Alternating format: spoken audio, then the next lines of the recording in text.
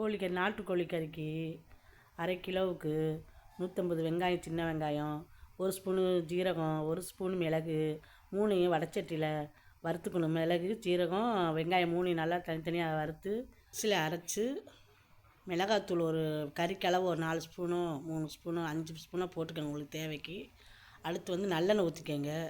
அடுத்து உப்பு போட்டுக்கங்க, அதுக்கு அளவாக உப்பு போட்டுக்கோங்க. எல்லாம் மிக்ஸ் பண்ணி விசில் வைங்க. 5 விசில் வைங்க. திரும்ப அது சரியாக இருக்கான்னு இறக்கி பார்த்து உப்புலாம் கரெக்டாக இருக்கா, வெந்துருச்சான்னு பார்த்துட்டு திரும்ப விசில் வச்சுக்கோங்க. இது ஒரு அரை கிலோ கிரேவி மாதிரி வச்சுட்டேன், பிள்ளைகளுக்கு எலும்பு இல்லாமல்.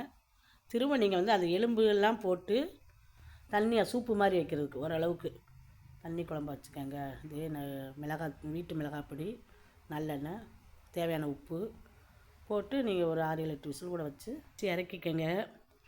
இது வந்து ஒரே நாட்டுக்கோழி, இல்லை வந்து பாதி வந்து கிரேவி, பாதி வந்து எலும்பு குழம்பு. இந்த மாதிரி ஈஸியாக செஞ்சு பாருங்கள். இது நாட்டுக்கோழி குழம்பு எங்கள் அம்மா அப்பா இப்படி தான் செய்ய சொல்லி கொடுத்துருக்காங்க.